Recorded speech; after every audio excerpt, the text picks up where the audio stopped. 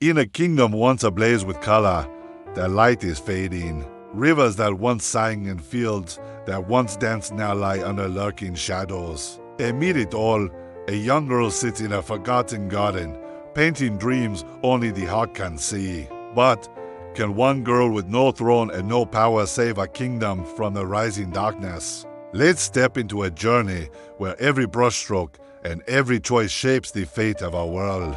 Once upon a time, in the heart of the kingdom of Oros, a dazzling golden palace stood amidst a sunlit valley. One spring morning, a soft cry echoed through the halls. Princess Aara was born, a gift of hope for the kingdom. The queen cradled her daughter, her eyes shimmering with tears. "My daughter," she whispered, "you will be the light of Oros." The king placed his hand over hers. "One day, you will sit upon this throne, beloved by all." But the early light was soon overshadowed by the harsh days to come. From a young age, Aara trained relentlessly. Language, law, strategy, diplomacy, swordsmanship, her days were filled with lessons. While other children ran freely across the meadows, she sat upright, perfecting her posture, or swung her sword until her arms ached. Her father's voice was a constant reminder, "Aara, you must bear the weight of the entire kingdom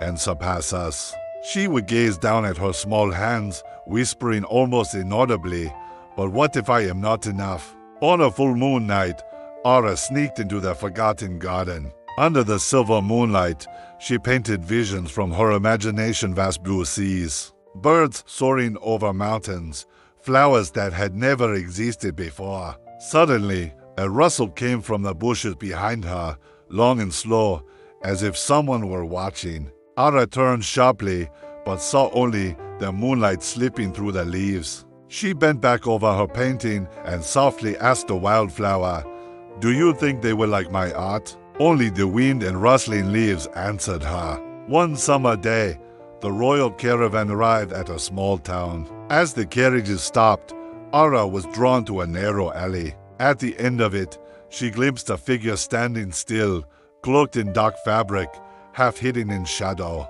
Moments later, the figure vanished. Her heart pounded, urging her, "Go see what's there." She quietly slipped away from the entourage, following the alley to a bustling market.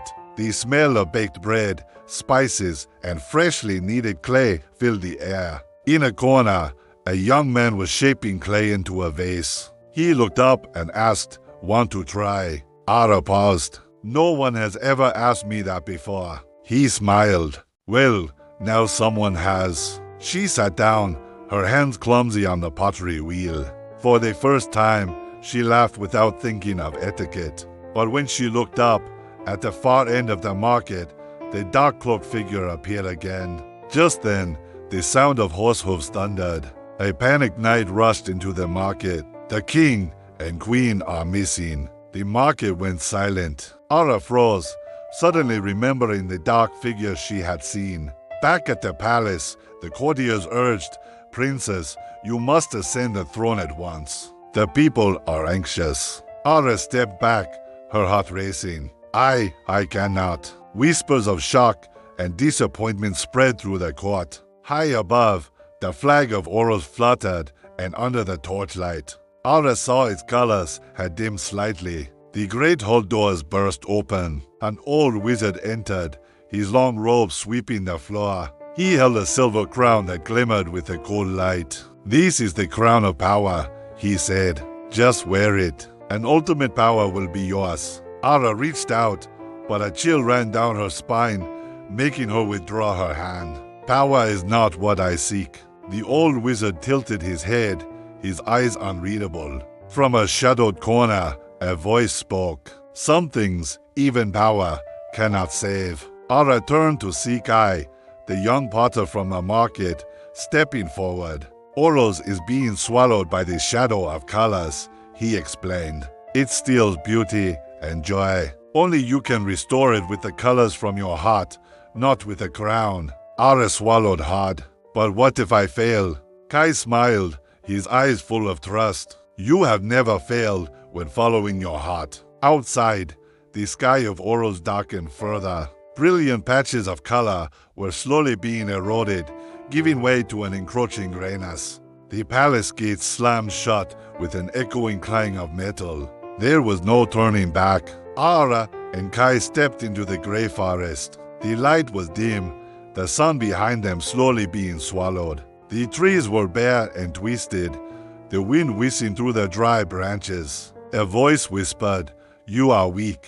You are unworthy." Kai held Aara's hand, looking straight at her. "Don't listen. The forest borrows voices to make you doubt yourself." The fog clung to their skin, icy cold. Aara glimpsed a tall shadow in the distance, silently watching. She took a deep breath, clutching her brush tightly. In the grey forest, Aara touched a withered leaf and dabbed it with red from her palette. Suddenly, the tree revived, glowing with life. Across a cold, lifeless river, she painted along the shore.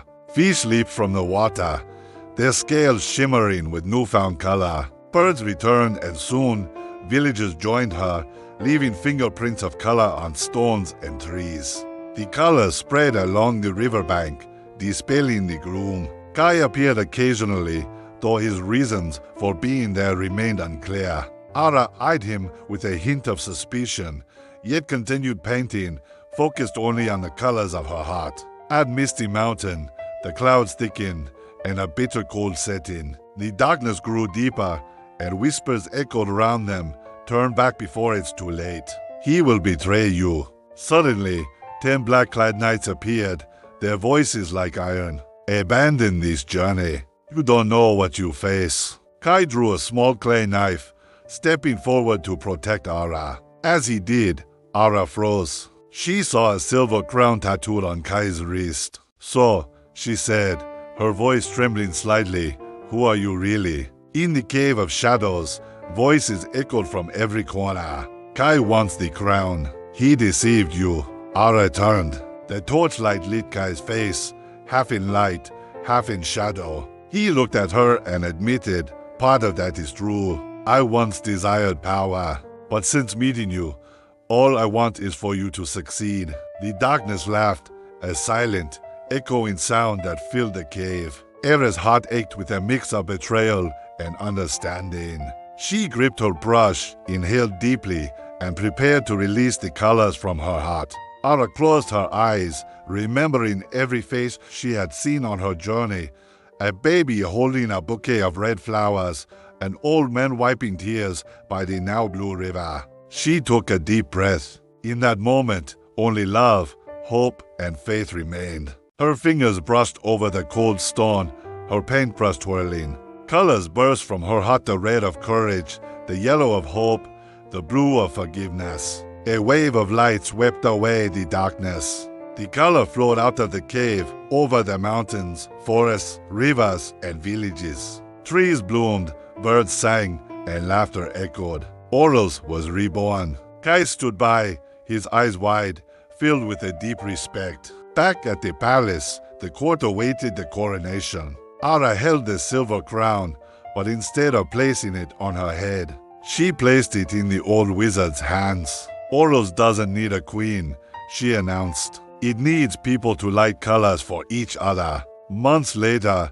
a school opened in the capital. People painted, molded clay, planted gardens, told stories, and played music, anything that brought color to life. Kai stood by a pottery wheel, shaping a new vase, his eyes warmly watching Aara. She smiled back, finally free of doubt. In the town square, Aara realized the kingdom didn't need a throne to be united. It was already bound by kindness and trust. She smiled, whispering, "The most beautiful things always start from the heart." The story of the Princess of Colors shows us that you don't need a crown or great power to change the world. It is love and the willingness to share your own unique gifts that truly make the world shine again. Aara didn't need a crown to become a queen. She became the light simply because she dared to be true to herself and share her belief with others. And you can, too. You don't need to be perfect. You just need to believe in yourself. Thanks for watching. If this story inspired you, please like and subscribe for more tales that light up the heart.